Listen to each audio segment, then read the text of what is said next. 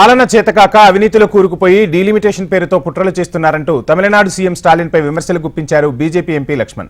ప్రాంతీయ సెంటిమెంట్ను రెచ్చగొట్టే ప్రయత్నం చేస్తున్నారని ఆరోపించారు.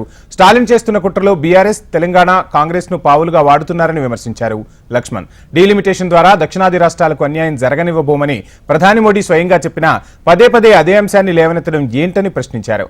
రాజకీయంగా భారతీయ జనతా పార్టీని ఎదుర్కోలేక బీఆర్ఎస్, కాంగ్రెస్, డీఎంకే ఒక్కటయ్యాయన్నారు లక్ష్మణ్.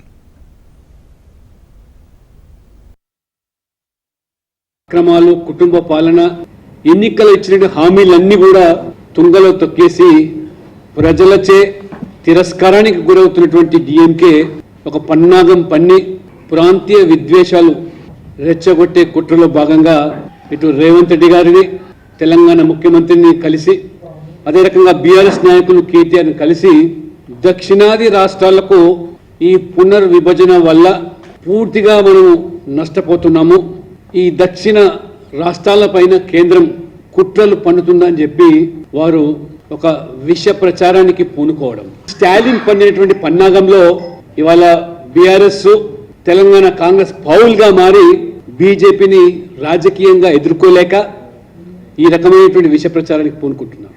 ఇవాళ రాహుల్ గాంధీ ఆదేశాల మేరకే ఇవాళ స్టాలిన్, ఈ రేవంత్ రెడ్డి గారు కలిసి ఈ బ్రిటిష్ వారి యొక్క విభజించి పాలించడానికి వారు మరి ఒత్తాసు పలుకుతూ ఏ రకంగా మీ పాలన చేతకాక కులాల మీద చిచ్చు పెట్టే ప్రయత్నం చేశారు, మతాలను రెచ్చగొట్టే ప్రయత్నం చేశారు. అవి ఏవి కూడా చెల్లకపోవడంతో ఇప్పుడు మరి ప్రాంతీయ విద్వేషాలు ఏదైతే మీరు అంటగట్టే ప్రయత్నం చేస్తున్నారో దక్షిణాది ప్రజలు నమ్మి మోసపోవడానికి అమాయకులు కాదు, చాలా తెలివైన వాళ్ళు.